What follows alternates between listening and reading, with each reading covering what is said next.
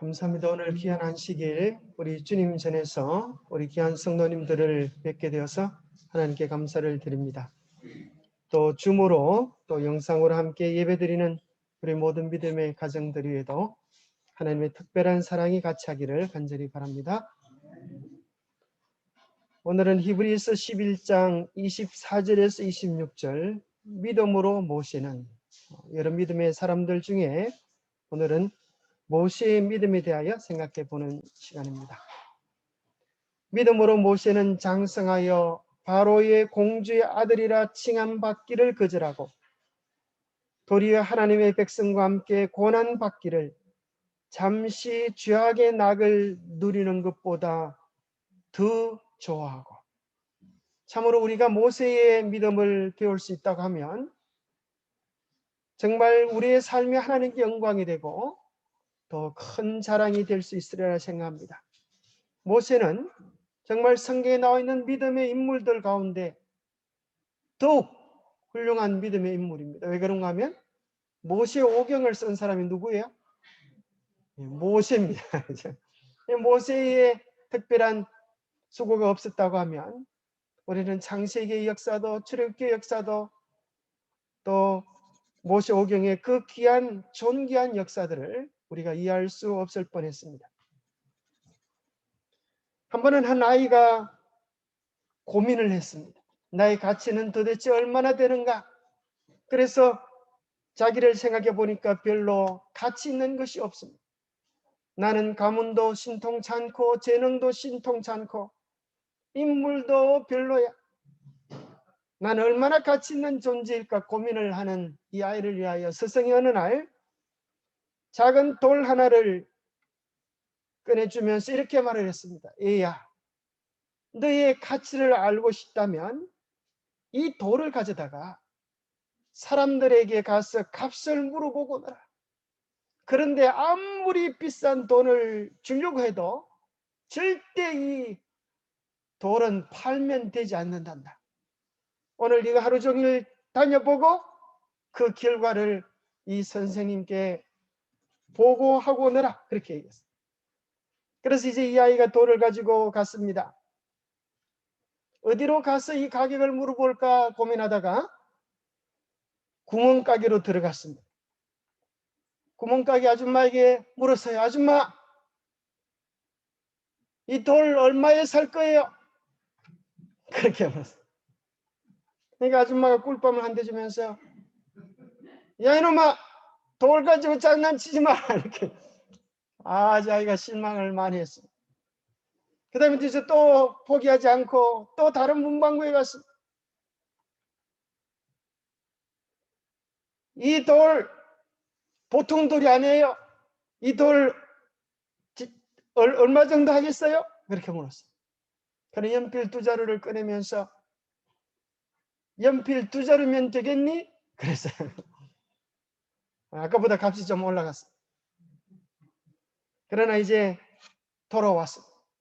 그리고 이제 시장통으로 가서 자리를 펴놓고 이제 앉아서 사람들이 오기를 기다렸습니다.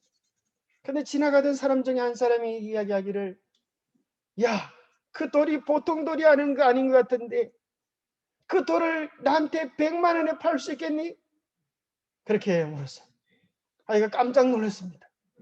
뭔 돌 하나를 100만 원을 주고 살라 그러나? 이거 오늘 100만 원에 팔아버리면 땡 잡는 거 아닌가? 그런 생각이 들었지만은 주인이 뭐라고 얘기했어요? 팔지 말라고 하니까 다시 주머니에 싸가지고 이제 보석상에 가서 물어봤어요. 보석가게 아저씨가 그 돌을 보더니만은 눈이 희동그레졌습니다. 아니, 이 귀하고 놀라운 돌이 어디서 났어? 여기 우리 보석가게에 있는 보석을 다 주고도 이걸 살 수 없는 값인데 내가 이 보석가게에 보석을 다 줄 테니까 그걸 제발 나한테 팔아라. 이 아이가 깜짝 놀랐어요. 거기 있는 보석들이 엄청 비싼 것 같은데 그것과 맞바꿀 수 있는 그런 가치라고 하는 것입니다. 그러나 그의 스승님이 이야기하기를 절대 팔지 말라고 얘기했으니까 그것을 싸가지고 이제 스승님께로 왔습니다. 여러분, 이 돌의 가치가 얼마나 되었을까요? 사실 이 돌은, 여러분이 조금 전에 봤던 이 돌은 보통 돌이 아닙니다. 이 세상에서 가장 큰 원석입니다. 무결점 100캐럿 다이아몬드가 239억 원에 낙찰되었다 그래요. 그럼 여러분이 조금 전에 봤던 돌은 그냥 돌이 아니라 무려 1758캐럿. 그러니 100캐럿보다 얼마나 더 많아요? 17배나 더 많은 엄청난 세계 최고의 원석인 것입니다. 그럼에도 불구하고 어떤 사람 눈에는 뭐에 지나잖아요? 그저 돌 하나에 지나잖아. 예, 돌 가지고 장난하지 마. 그렇게. 그러나 그 가치를 참으로 아는 사람에게는 이 세상의 어떤 보배보다도 더 신기하고 놀라운 가치가 있는 것입니다. 그러면서 이 스승이 그에게 이야기해 주었습니다. 너의 인생도 그와 같단다. 가치를 모르면 그저 굴러다니는 돌멩이처럼 의미 없는 삶을 살다 갈 뿐이지만, 참 가치를 알고 헌신하며 너를 향한 하늘의 뜻을 실현시켜 갈 때 너는 최고의 보석 같은 존재가 될 수 있단다. 우리 모두도 그런 것 같아. 그저 우리의 삶의 가치와 의미를 모르고 그저 살아가면 굴러다니는 돌에 지나지 않지만, 하나님께서 우리 각자의 삶을 향한 그 계획과 가치를 알고 하나님의 손에 드릴 때 우리는 하나님의 손으로 쓰여지는 존귀한 보석이 될 것입니다. 아니, 또 다른 측면에서 보석을 알아보지 못했던 수많은 사람들처럼 오늘날 이 세상의 수많은 사람들은 참된 복음의 가치를 알지 못하고 살아갑니다. 우리가 씨 뿌리기 전도지를 통하여 열심히 주려고 그래도 그 사람들이 듣기 싫다. 정말 천국의 가치를 제대로 알고 평가하고 헌신한 사람이 있다고 하면 그는 모세입니다. 모세는 정말 위대한 믿음을 가졌습니다. 천국의 가치가 얼마인지 제대로 볼 줄 아는 영적 안목이 있었습니다. 믿음으로 모세는 장성하여 바로의 공주의 아들이라 칭함받기를 거절하고 도리어 백성들과 함께 고난받기를 잠시 죄악의 날을 누리는 것보다 더 좋아하고 그리스도를 위하여 받는 수모를 애굽의 모든 부하보다 더 큰 재물로 여겼으니 이는 상 주심을 바라봅니다. 그의 신앙은 세 가지 특징을 가지고 있는데, 첫 번째는 뭐 할 줄 아는 신앙이에요? 거절할 줄 아는 신앙. 두 번째는 더 좋아하는 신앙. 세 번째는 바르게 여길 수 있는 가치관을 가진 그런 신앙이 되었습니다. 첫 번째, 거절할 줄 아는 신앙. 여러분, 모세가 거절했던 것이 얼마나 엄청난 것인지 아십니까? 믿음으로 모세는 장성하여 바로의 공주의 아들이라 칭함받기를 거절하고, 바로의 공주의 아들, 이것을 오늘날로 말하면 뭐라고 얘기할 수 있을까요? 오늘날 세계 최고의 영광보다 더 크고 놀라운 영광입니다. 오늘날 대통령은 별로 인기가 없습니다. 대통령은 온통 욕먹는 자리. 그러나 옛날의 왕은 그렇지 않습니다. 심지어 생사 여탈권까지 가진 거의 신적인 존재로 알려진 바로입니다. 그런데 가만히 있으면 뭐가 될 수 있는 자리? 바로가 될 수 있는 자리. 그 당시 전 세계를 제패한 최고의 강국의 왕이 될 수 있는 그 귀중한 자리를 거절하는 것입니다. 오늘날 사람들의 자랑이 무엇인가? 사람들은 무엇을 가치 있게 여기는가? 첫 번째, 사람들은 가문을 중요시 여깁니다. 만일 내가 권세 있는 가문에서 태어났다면 여러분 알아주지 않습니다. 우리 지난번에 어떤 장로님 소원이 무엇이냐 어릴 때 물어보니까 나는 부잣집 아들로 태어나는 게 소원입니다 그랬는데 아주 그 얘기를 저는 참 생각해 보니까 우스갯소리인 줄 알았는데 생각해 보니까 정말 뼈있는 소리입니다. 부잣집 아들로 태어나는 것 중요합니까? 대단히 중요한 일입니다. 두 번째는 많은 돈을 가지고 있다라고 하는 것. 많은 금은 보석을 가지고 있다면 당신은 세상의 영광을 독차지할 수 있습니다. 오늘날에는 옛날에는 양반 쌍놈이 가문으로 인하여 측정되어졌지만은 오늘날에는 양반 쌍놈이 뭐로 측정된다고요? 돈이 있고 없냐에 따라서 달라진다는 거예요. 그래서 옛날에 학교에 가면은 우리나라는 평등 사회다 그렇게 이야기하지만 학생들 마음속에는 평수로 등수로 차별하는 그런 세상이 우리나라다 그렇게 마음속에 생각한다. 세 번째는 어떤 교육을 받았느냐, 가방줄이 얼마나 기느냐, 이것이 세상이 알아주는 것이랍니다. 네 번째는 지위, 신분, 자리, 위치, 명예, 권세. 우리가 고함치는 것보다도 대통령이 한마디 이야기하면 말빨이 전혀 다른 것입니다. 저 금오산 대폭포 앞에 가보면은 여기 새마을운동이 시작된 곳 그렇게 돼 있어요. 도대체 무슨 일이 벌어졌나 보니까 박정희 대통령이 거기서 깨진 유리병 조각을 줍기 시작했어요. 그것이 새마을운동의 시작인 것이에요.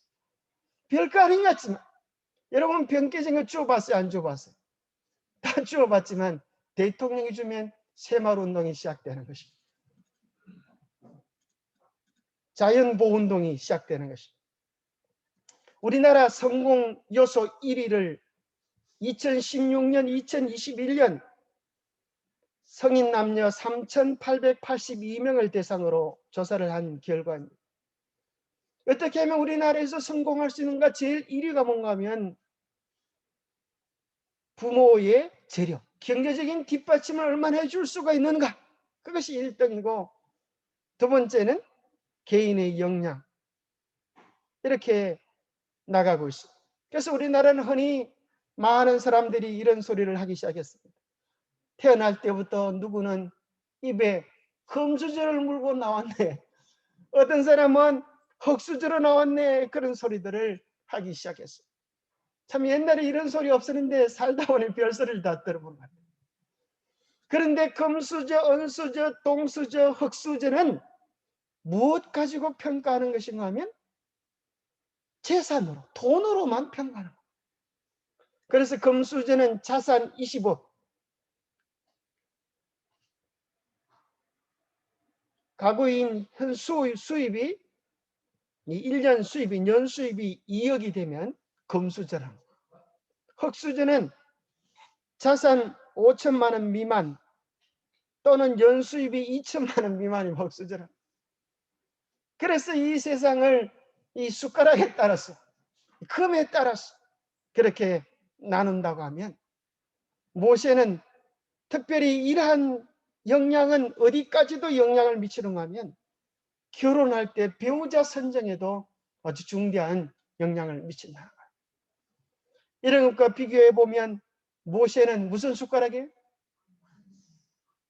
금숟가락 중에 금숟가락. 정말 이 세상 어느 누구와도 비교할 수 없는 최고의 영광, 최고의 권자가 그를 위하여 기다리고 있는 것입니다. 여러분 이런 것들을 포기할 이유가 있겠습니까? 오늘날 수많은 사람들이 그걸 얻고자 목숨 걸고 달려가고 있는데 이 모세는 왜 이 엄청난 것들을 거절했을까요? 오늘 아침에 우리 장로님이 올리신 글의 시작이 이렇게 시작됩니다. 오늘 우리는 그들은 하나님께 헌신할 시간이나 그분을 섬길 시간이 없다. 일이 하루의 일과이다. 뭐 하기 위해서요? 무언가 벌기 위해서 하루 종일 그렇게 수고하고 애쓰지만 제대로 우리의 숟가락도 바꿀 수 없는 그런 입장에서 살다가 죽는 우리의 모습을 보여줍니다. 구제와 선자에는 이렇게 기록합니다. 너무나 많은 가정에서 기도가 등한시된다.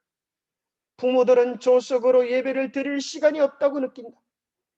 그들은 그분의 풍성한 자비 곧 식물이 무성하게 자라도록 하는 복된 햇빛과 소나기 그리고 거룩한 천사들의 보호에 대하여 하나님께 감사할 적은 시간도 할애할 수 없었다. 그들은 하나님의 도우심과 인도하심을 위하여 그리고 가정에 예수께서 임재하시도록 기도할 시간이 없다. 그들은 하나님이나 하늘에 대한 생각은 조금도 없이 소나 말이 일하러 나가듯이 일터로 나간다. 곧 그들을 속량하기 위하여 하나님의 아들께서 당신의 생명을 주셨다. 그러나 그들은 그분의 크신 선하심에 대하여 멸망할 짐승만큼도 감사할 줄을 모른다. 우리가 아침 예배 없이 모세가 내 던져버린 금수저보다 더 못한 흙수저라도 유지하려고 우리는 분주하게 소처럼 말처럼 생각 없이 그렇게 일에 매여 살아가고 있음을 이야기해 주고 계십니다. 모세는 거절할 줄 아는 사람이었어요. 세상의 영광을 거절할 줄 아는 사람이었어요. 그리고 모세에게 정말 힘들고 어려웠던 것은 그보다 더 어려운 것은 그를 길러준 어머니의 사랑을 저버리는 것입니다. 마치 그의 어머니의 가슴에 칼을 꽂는 것 같은 아픔을 줬을 것입니다. 역시 그것은 모세의 가슴에도 피멍 들게 하는 선택이었을 것입니다. 그를 향한 바로의 기대, 그것 역시 모세가 거절해야만 하는 것이었습니다. 그러면서 성경은 이야기하기를 잠시 누리는 죄악의 낙을 거절했다고 이야기합니다. 이 세상의 죄악에도 즐거움이 있을까요? 즐거움이 있지만 모세에게 그것은 잠시라고 하는 사실을 깨닫게 했습니다. 그런데 또 우리는 거절해야 할 것이 있습니다. 그것이 무엇인가 하면 나쁘지는 않지만 덜 중요한 것들, 나쁘지는 않지만 가치가 없는 것들, 나쁘지는 않은 것처럼 보이지만 하늘 가는 일에 방해되는 것들, 하나님께 우리의 마음과 생각을 집중하지 못하게 하는 것들을 내버릴 수 있어야 합니다. 때로는 우리는 얼마나 많은 시간과 애정들을 잘 데 없는 것들에, 쓰임새도 없고 유용하지도 않는 것들에 우리의 삶을 투자하고 있는지 생각해 봐야 할 것입니다. 도대체 무엇이 모세에게 그렇게 위대한 결단과 거절을 할 수 있도록 만들어 주었습니까? 그것은 내가 누구인가에 대한 바른 정체성, 그리고 그의 사명이 그 일을 가능하게 만들었습니다. 내가 누구냐? 내가 누구냐? 무엇을 위하여 살아야 하느냐라고 하는 그 부름 앞에 모세는 더 좋은 것을 위하여 덜 좋은 것을 부를 수 있었습니다. 우리가 보기에 세상의 최고의 것이었지만은 모세가 무엇과 비교해 볼 때요? 그가 누릴 하늘의 것과 그의 정치선과 사명과 비교해 볼 때 그것은 무의미한 것이었습니다. 그의 이름이 모세였어요. 그의 삶의 과거를 생각해 보니 하나님의 은혜가 없었다고 하면 그는 벌써 나일강 악어 떼의 밥이 되어버렸을 존재. 하나님의 놀라운 섭리가 없었더라면 그는 제대로 살아보지도 못하고 망가질 꽃에 지나지 않았습니다. 그의 이름이 모세였습니다. 하나님이 놀라운 섭리로 구원해 주신 것입니다. 은혜 속에 새 생명을 얻은 존재입니다. 그것이 그의 정체였어요. 그런데 어떻게 감히 그 은혜를 저버리고 자기의 욕심을 위하여 살아갈 수 있겠습니까? 그리고 그 이름은 그에게 또 다른 사명을 불러일으키는 이름이었습니다. 네가 물속에서 구원을 받았던 것처럼 이제 온 이스라엘 백성을 재난과 죽음의 두려움에서 죄의 노예에서 구원하라고 하는 거대한 사명을 그는 일깨움 받았기 때문입니다. 주님은 모세에게뿐 아니라 우리 모두에게 거절할 수 있는 지혜를 가지라고 하십니다. 아버지나 어머니를 나보다 더 사랑하는 자는 내게 합당하지 아니하고 아들이나 딸을 나보다 더 사랑하지 아니하는 자도 내게 합당하지 아니하다. 올 1일 가정의 달 이 시작 초에 이게 웬 우선 또 무서운 말씀입니까? 이 말은 아버지나 어머니를 사랑하지 말라는 말도 아니고 아들이나 딸을 사랑하지 말라고 하는 말도 아닌 것입니다. 나보다 더 사랑하지 말라고 하는 의미는 하나님의 큰 사랑이 우리의 마음에 먼저 있어야 하고 그 사랑으로 내 아버지, 어머니, 내 자녀들에게 나타날 수 있도록 하라고 하는 하나님의 부르심인 것입니다. 때로는 하나님과의 사랑을 방해하는 그런 사랑의 관계가 있다고 하면 그 아픔을 하나님 안에서 감내할 때 비로소 참으로 부모를 사랑하고 참으로 자녀를 사랑하는 힘을 얻을 수 있다고 이야기하는 것입니다. 그러면서 38절에는 더 나아가서 궁극적으로 무엇을 거절해야만 하냐고 말씀하시는가 하면 자기 십자가를 지고 나를 따르지 않는 자도 내게 합당하지 아니하다 하십니다. 여러분, 자기 십자가를 지고 가는 사람을 보면 우리는 그 사람이 어디로 간다고 생각해 볼 수 있습니까? 자기 십자가를 지고 가는 사람 어디로 가지? 죽으러 가는 것입니다. 사형장으로 가는 것입니다. 그 십자가 위에 머지않아서 그는 박히게 될 것입니다. 먼저 그 경험이 있어야 영광의 멸류관을 쓸 수 있는 것입니다. 그래서 예수님을 따라오라라고 하는 말은 자기를 부인하라는 것입니다. 내 욕심을 부인하라는 것입니다. 나의 고집을 부인하라는 것입니다. 오늘 우리 근자노님의 교과 속에 그런 게 있었지 않습니까? 옛날에는 대단한 성질이었는데 예수님 사랑 때문에 조금씩 달라지고 있는 그런 경험을 우리에게 요구하시는 것입니다. 그러나 어쩌면 나뭇잎 속에 악한 나무가 우리 속에 자란다면 그 나뭇잎 하나씩 잎사귀를 떼서 악한 나무를 죽이겠습니까? 뿌리채 뽑아라고 하는 것입니다.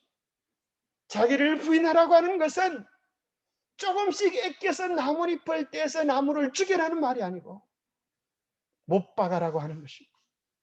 그래서 우리는 언제든 우리 속에 자기 사랑의 욕심이 올라올 때 모세처럼 거절할 수 있어야 합니다. 그러나 우리의 마음속에 그런 생각이 들 것입니다.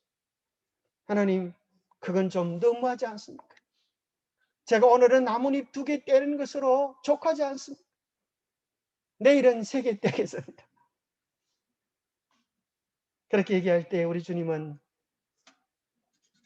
이렇게 말씀하실 것입니다. 내가 먼저 너를 위하여 나는 하늘을 거절했다. 내가 먼저 너를 위하여 하늘의 보호자를 거절했다. 내가 먼저 너를 위하여 나는 영원히 사는 것을 거절했다. 그는 근본 하나님의 본체시나 하나님과 동등됨을 취할 것으로 여기지 아니하시고 오히려 자기를 비워 종의 형체를 가지사 사람들과 같이 되셨고 이 낮아짐은, 이 거절하심은 모세가 낮아진 것보다 피할 수 없는 큰 사랑인 것입니다. 이것이 오늘 우리를 향하여 베풀어진 하나님의 사랑임을 기억하십시다. 세상을 거절할 때 하나님은 하늘을 주십니다. 그래서 그는 세상의 왕됨을 거절할 때 하나님은 그를 향하여 하나님의 사람, 그런 칭호를 썼습니다. 하나님의 사람 모세. 그 후에 이스라엘에 모세와 같은 선지자가 일어나지 못하였나니 모세는 여호와께서 대면하여 아시던 자. 얼마나 큰 영광이었어요. 하나님을 직접 대면하는 영광을 누렸습니다. 마태복음 17장에 보면 예수님께서 변화산에서 모세와 엘리야를 만나시는 것이 나옵니다. 하늘의 중대한 일들을 함께 의논하는 역사를 만들어가는 자. 이 세상의 면류관을 거절할 때에 주님은 모세에게 썩어지지 않는 하늘 영원한 영광의 면류관을 그에게 허락해 주셨습니다. 두 번째, 모세는 더 좋아하는 신앙을 가졌습니다. 누가 뭐래도 우리의 신앙은, 우리의 삶은 내가 좋아하는 것을 따라가게 되어 있습니다. 내가 무엇을 좋아하는가? 그것이 내 삶의 도달점인 것입니다. 도리어 하나님의 백성과 함께 고난 받기를 잠시 죄악의 낙을 누리는 것보다 더 좋아하고, 여기 좀 이상한 표현 같지 않습니까? 모세는 고난 받는 것을 뭐보다 좋아했다는 거예요? 낙을 누리는 것보다 더 좋아했다. 여러분, 고난이 좋습니까? 낙이 좋습니까? 그죠? 낙이 좋지 않습니까? 모세가 좀 바보 같지 않습니까? 그런데 오늘 성경은 이야기하기를 낙은 낙이지만 죄악의 낙일 때 그것을 좋아하면 안 된다고 말씀하시는 것입니다. 죄의 특성입니다. 죄는 재미있는 것입니다. 여러분, 죄는 재미있는 것입니다. 죄는 달콤한 유혹으로 우리에게 접근을 하는 것입니다. 네가 나를 먹으면 너는 죽을 거야, 이렇게 접근하지 않습니다. 네가 나를 만지면 나는 너를 하나님처럼 만들어줄 수 있다고 이야기하는 것입니다. 죄는 온갖 아름다운 것들로 치장하여 포장하여 우리에게 다가오는 것입니다. 심지어 하나님의 말씀, 거룩한 하나님의 말씀마저도 조금만 비틀면 된다고 이야기하는 것입니다. 나의 영혼을 향하여, 나의 양심을 향하여 들어오는 그 말씀을 내게 유리하도록 조금만 틀어버리면 얼마든지 쉽고, 얼마든지 편하고, 얼마든지 즐기면서 신앙을 할 수 있다고 우리에게 유혹해 오는 것입니다. 죄는 우리의 옷자락을 붙잡고 이번 한 번만이라고 사정하는 것입니다. 죄는 우리에게 남들도 다 하는 건데 뭘 하면서 우리의 마음의 결심을 희미하게 하는 것입니다. 죄는 인심이 좋아서 살짝 맛만 보라고 맛배기를 무료로 제공하기도 하는 것입니다. 맛배기의 맛을 들이면 이제는 우리는 비싼 값을 지불하고서라도 죄를 탐닉하게 됩니다. 죄를 우리가 섭취하기 시작하면 죄는 우리의 생각을 바꿔버리는 것입니다. 우리의 생각을 정복하고 이전에 징그럽고 놀라웠던 것들이 즐겁고 매력적인 것들로 바뀌어지게 됩니다. 마치 내가 그것 아니면 천국이 없는 것처럼 우리를 정복시켜버리고 마는 것입니다. 그러고 나서 그것은 우리를 중독시키고 전념성을 가진 코로나같이 내 주변의 사람들을 망가뜨리는 것입니다. 죄는 너무 쉽게 우리를 중독시키고 둘 중 하나가 죽을 때까지는 떨어지지 않는 것이 죄의 속성입니다. 누가 죽든지요. 죄가 죽든지 내가 죽든지 둘 중 하나는 죽어야 끝장나는 것이 죄와의 싸움인 것입니다. 죄의 무서운 특징에 대하여 어떤 분이 이렇게 글을 썼습니다. 살이 썩어 들어가는데 통증을 못 느끼는 나병과 같다. 이것이 죄의 무서운 특징이다. 죄로 인하여 통증을 느낀다면 사람들은 죄를 치를 떨면서 떨쳐버릴 것이다. 그런데 문제는 죄를 아무리 지어도 마지막 숨이 멈추기 전까지 통증을 느끼지 못하는 것이 죄의 비극이다. 모세는 이렇게 아마 결단했을 것입니다. 하나님께서 저에게 말씀하신 바를 저는 순종하거나 아니면 불순종하는 둘 중 한 가지를 선택하는 길밖에 없습니다. 그런데 인간적인 관점에서 생각해 보면 못 들은 척하면 좋을 것 같습니다. 그저 가만히 있으면 그는 왕이 되는 것입니다. 못 들은 척, 하늘의 음성에 대하여 못 들은 척, 하늘의 부름에 대하여 모르는 척, 나와 상관이 없는 것처럼 그저 안이하게 앉아 있으면 그는 왕이 될 것입니다. 왜냐하면 나는 왕궁에서 살게 될 것이며 내가 원하는 모든 것과 여인들과 돈과 근세와 영예를 누리게 될 것입니다. 그것은 대단히 재미있을 것입니다. 그러나 하나님께서 나에게 말씀하시는 것은 저 노예들과 함께하라는 것입니다. 나는 왕자에 있는데 저 노예에게로 내려가서 그들을 위하여 헌신하라고 말씀하시는 것입니다. 이것이 내가 해야 할 선택이다. 만일 내가 현실에 안주한다면 죄가 될 것이고 저들에게로 내려간다면 나는 순종하는 사람이 될 것이다. 우리도 마찬가지가 아니겠습니까? 가만히 있는 것, 현실에 안주하는 것, 이것이 우리에게 있어서 불순종이 될 수도 있습니다. 여기 정말 놀라운 말씀입니다. 모세는 세상의 위인들 중에서 더욱 뛰어난 자리를 차지하고 당대의 가장 영광스러운 나라의 궁정에서 빛을 발하고 그 나라의 권세의 호를 휘두르기에 적합한 사람이었다. 그의 훌륭한 지력은 그로 하여금 각 시대의 위인들보다 더욱 뛰어나게 했다. 역사가요, 신이요, 철학자요, 군대의 장관이요, 입법자로서 그와 견줄 사람은 아무도 없었다.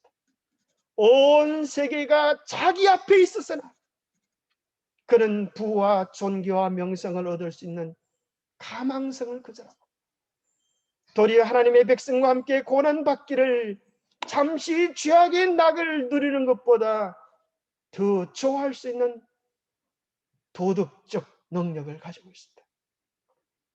참 엄청나죠. 온 세계가 자기 앞에 있는데 그 세계를 거절하고 하나님의 백성과 함께 고난받기를 선택하는 것, 그것을 이야기하기를 도덕적 힘이다 이야기하시는 것입니다. 모세는 죄가 무엇인지 깨달았습니다. 죄는 재미있지만 그것은 잠시뿐이고 너무도 잠시뿐이라고 하는 사실을 깨달았습니다. 죄가 우리에게 즐거움을 줄 수 있지만 죄가 주는 즐거움을 쾌락이라고 그럽니다. 그건 쾌하는 낙이라는 거예요. 수명이 시간이 길지 못하다는 것이. 다윗은 한 번 죄를 짓고 나서 이렇게 고백했어요. 물은 나는 내 죄과를 아오니 내 죄가 항상 내 앞에 있습니다. 그가 한 번 죄를 범하고 나서 그 시간은 끝이 났지만 평생 그 죄의 상처는 그의 가슴을 짓누렸습니다. 불륜으로 낳은 아이는 죽었고 그의 아들 압살롬은 그에게 반역하여 죽음으로 끝맺었습니다. 다윗은 그의 일생에 나타나는 처참한 일들을 목격하면서 그가 몰래 저질렀던 일들이 백주에 드러나는 끔찍한 일들을 보면서도 아무런 말 한마디 할 수 없는 비참한 운명이 되었습니다. 그의 개인적인 죄는 이스라엘 전국에 영향을 미치는 무서운 영향을 가져오는 것을 보면서 그는 죄가 얼마나 끔찍하고 두려운 것인지를 뼈저리게 깨달았습니다. 모세가 가치 있게 여긴 것, 모세가 더 좋아했던 것, 모세는 그 궁정 안에 있는 사람들을 하여금 하나님을 잊어버리게 하는 지학적인 쾌락이 있다는 것을 알고 있습니다. 그러면 세상의 즐거움은 결국 뭐하게 하는 거라고요? 하나님을 잊어버리게 하고 하늘을 잊어버리게 하고 이 땅에서 마귀와 함께 멸망하도록 만드는 것임을 기억하십시오. 그것이 아무리 찬란하고 그것이 아무리 대단할지라도 궁극적으로 죄의 본질은 안목의 정욕과 이생의 자랑이라고 하는 사실을 성경은 이야기해 주고 있는 것입니다. 그는 호화찬란한 궁전 저편, 곧 군주의 왕관 저편에 있는 죄로 물들지 않은 나라에서 비로소 지극히 높으신 분의 성도가 받게 될 지극히 높은 영광을 바라보았다. 그는 믿음으로 하늘의 왕께서 성리자의 머리에 씌워주실 불멸의 왕관을 보았다. 이 믿음이 그로 하여금 비천하고 가난하고 멸시받는 민족과 연합하도록 만들었다. 그의 마음속에 죄를 미워하는 마음, 하나님의 뜻을 사모하는 마음, 세상을 초계처럼 던져버리고 하나님 안에서 즐거워하는 그 마음을 가지겠다는 것입니다. 우리의 마음에도 죄를 미워하고 주님의 성품을 사모한다면 우리는 언제든지 그 천국을 이 땅에서 누릴 수 있는 것입니다. 주님을 위하여 받는 고난의 가치를 모세는 알았습니다. 주님을 위하여 받는 고난의 가치가 결코 헛되지 않음을 알았습니다. 로마서 8장 17절에는 자녀이면 또한 상속자 곧 하나님의 상속자이고 그리스도와 함께한 상속자니 우리가 그와 함께 영광을 받기 위하여 고난도 함께 받아야 할 것입니다. 그는 돌멩이가 보통 돌멩이가 아니고 그 속에 있는 무한대의 가치를 가지고 있음을 아는 안목을 가져서 그리스도를 위하여 당하는 고난이 여러분에게 있습니까? 예수 그리스도를 믿는 것 때문에 당하는 어려움들이 여러분의 삶에 있습니다. 그렇다고 하면 그것을 던져버리지 마시고 꼭 붙잡으시게 되기를 바랍니다. 우리 주님이 오시는 날 그 돌들은, 그 고난들은 여러분의 영광으로 변화될 것이기 때문입니다. 그 고난들이 우리 속에 하나님의 형상을 따로 새겨주고 하늘을 보장해 줍니다. 그래서 바울은 이렇게 고백합니다. 생각한데 현재의 고난은 장차 우리에게 나타날 영광과 비교할 수 없도다. 이것을 세 번역에는 현재 우리가 겪는 고난은 장차 우리에게 나타날 영광에 견주면 비교해보면 아무것도 아니라고 나는 생각합니다. 여러분, 이 세상 살면서 고난과 어려움이 있습니다. 하나님께서 우리에게 주실 영광을 바라보십시오. 그럴 때 우리의 마음속에도 내가 주님 때문에 당하는 시련과 어려움은 하늘의 것과 견주면 아무것도 아니라는 생각이 들게 되실 것입니다. 세 번째, 여기는 신앙이 필요했습니다. 여기다라는 말은 간주했다, 계산했다, 평가했다라는 의미를 가지고 있습니다. 여기다라는 말은 마음으로 가치를 거기 두는 것을 이야기합니다. 보통 사람들은 그렇게 여기지 않습니다. 세상은 그렇게 여기지 않습니다. 세상은 모세가 던져버리고 외면한 것을 존귀하게 여깁니다. 그러나 모세의 마음속에는 무엇이 가치가 있고 무엇이 존귀한 것인지에 대한 분명한 가치관이 있습니다. 그리스도를 위하여 받는 수모를 애굽의 모든 보화보다 더 큰 재물로 여겼으니 이런 상주심을 바라봅니다. 여러분, 애굽의 모든 보화가 얼마나 엄청났겠습니까? 그러나 그 엄청난 애굽의 보화보다도 더 큰 재물이 있는데 그것은 주님을 위하여 받는 수모입니다. 우리 주님이 오실 날 우리는 모세가 정말 현명한 선택을 했다라고 깨닫게 될 것입니다. 땅이 스스로 열매를 맺되 처음에는 싹이요, 다음에는 이삭이요, 그 다음에는 이삭의 충실한 곡식이다라고 한 이 성경의 표현은 우리의 마음에 복음이 어떻게 심어지고 자라는지를 보여줍니다. 첫 번째는 파종되어야 합니다. 씨앗이 심어져야 합니다. 그것은 우리의 마음이 주님을 향하는 것으로 시작합니다. 싹이 돋아나는 것이. 참 여러분, 우리 텃밭에 가보십시오. 그 정말 아주 눈꽃보다 더 작은 씨앗이 이제 싹이 돋아나서 자라나기 시작하는 것입니다. 정말 신비로운 것입니다. 우리가 주님을 향하여 마음을 드리는 것을 멈추지 않으면 우리의 마음에 싹이 돋을 것입니다. 그것은 예수 그리스도가 내 생의 주인이 되어지는 경험을 이야기합니다. 예수님이 내 삶의 주인이 되어져서 새 생명으로 돋아나는 경험을 이야기하는 것입니다. 그러면 그 다음에 반드시 이삭의 경험이 와야 합니다. 이삭이 맺혀져야 결실이 있습니다. 이삭이란 무엇을 이야기하는가? 가치관의 변화입니다. 이전에 좋아하는 것들을 싫어하게 되고, 이전에 재미없었던 성경 보는 일이, 기도하는 일이, 복음 전하는 일이, 은혜를 나누는 일이 이 세상에 어떤 것보다 가치 있어지고 의미 있어지는 일로 우리의 가치가 바뀌어지는 것입니다. 그럴 때 우리는 주님과 동행하는 것보다 세상에 즐거움이 없다는 사실을 깨닫게 됩니다. 그런 다음에 이제 우리는 충실한 곡식이 되어져야 합니다. 그것은 인내로 결실하는 경험입니다. 우리의 가치관을, 변화된 가치관을 우리의 삶에서 실천하면서 그 말씀을 내 마음에 꼭 품고 매일 주님과 동행하는 경험을 통하여 우리의 삶이 주님의 영광, 주님의 품성을 드러내는 성화됨이 일어날 때, 우리 주님이 오실 때에 너는 내 백성이다, 그렇게 하늘로 데려가실 것입니다. 가치관이 변해야 합니다. 우리는 천국에 대하여 얼마나 가치를 매겨주고 있습니다.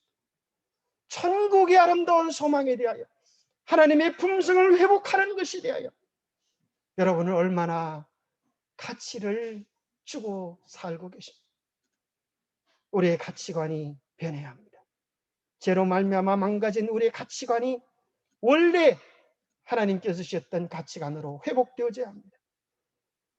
모세가 그렇게 하나님을 가치 있게 여기고 천국을 가치 있게 여겼을 때 드디어 모세에게 어떤 축복이 주어지는가 하면 가치 있게 여겼던 것들이 경험되어지는 것입니다.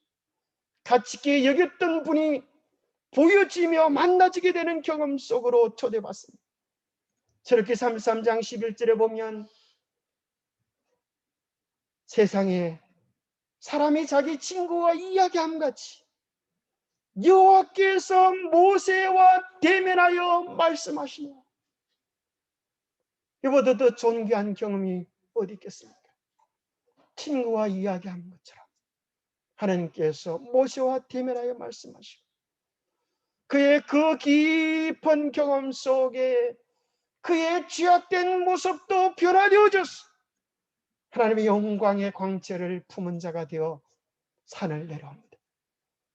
이스라엘이 모세의 얼굴을 보고 깜짝 놀라면서 당신의 얼굴을 우리가 바로 볼 수가 없습니다. 제발 수건으로 얼굴을 가리고 우리에게 오십시오. 얼마나 놀랄 광경입니까? 모세의 삶에 하나님이 함께 계시고 하나님의 마음과 하나님의 품성을 드러내는 하나님의 백성으로서는 영광을 누리게 됩니다.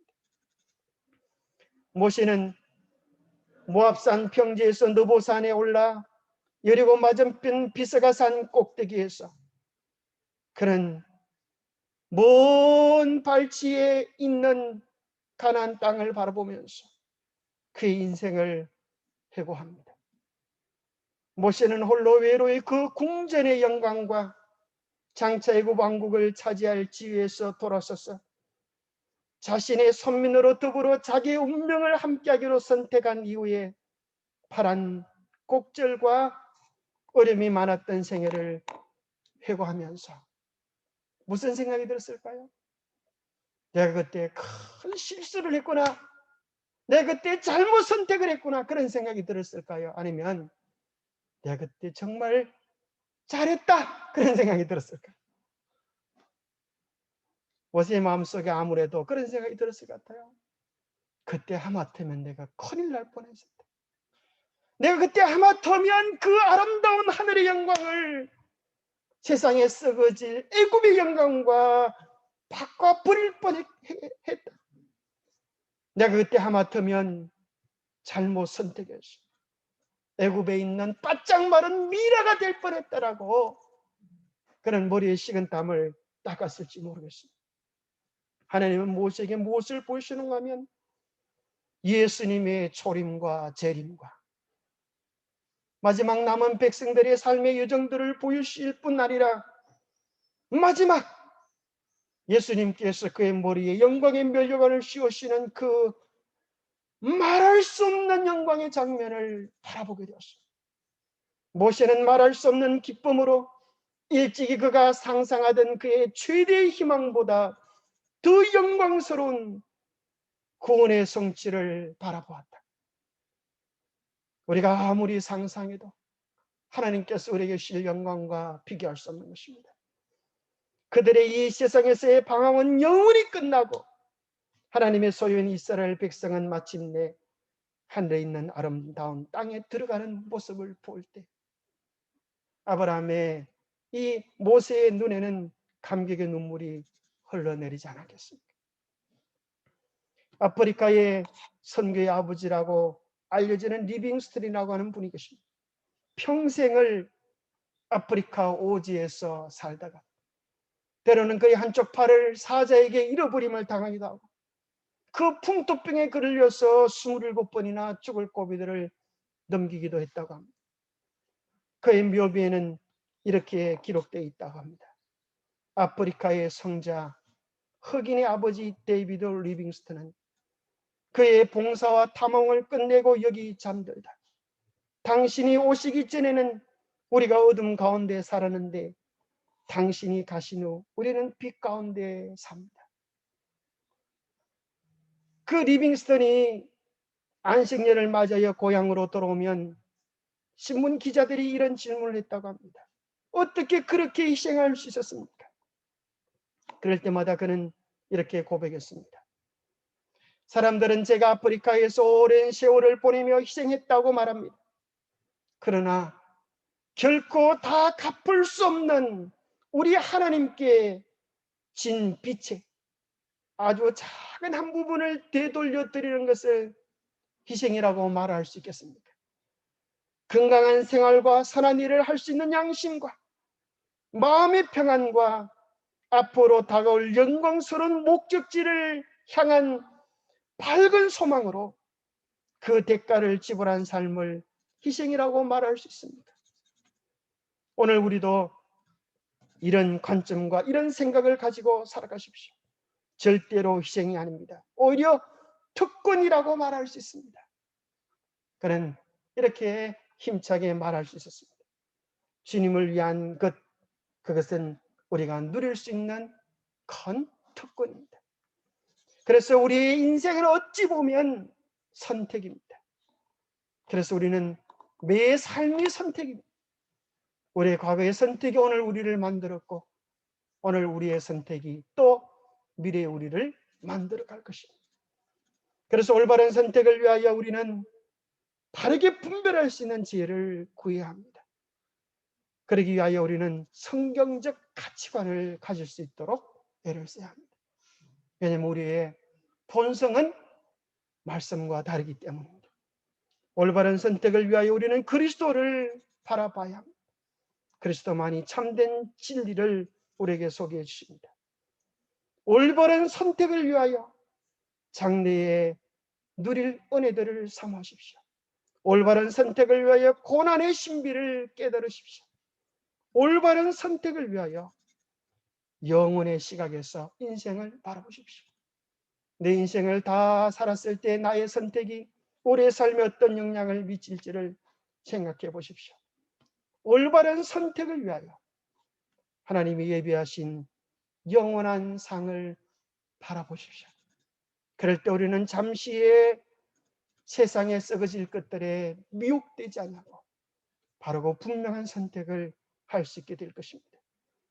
모세의 신앙은 찬란한 유혹들을 거절할 줄 아는 신앙이었습니다.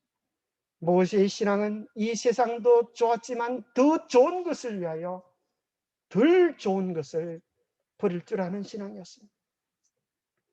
모세는 세상은 그렇게 여기지 않을지라도 바른 하늘의 가치관으로 정말 가치 있는 것을 가치 있게 여길 줄 아는 바른 가치관을 가진 신앙인이었습니다. 왜냐하면 그는 상 주시는 분을 끊임없이 바라보았기 때문입니다. 기도하겠습니다. 하나님 아버지, 참으로 위대한 믿음의 사람 모세의 생애를 오늘 바라볼 수 있도록 도와주셔서 감사합니다.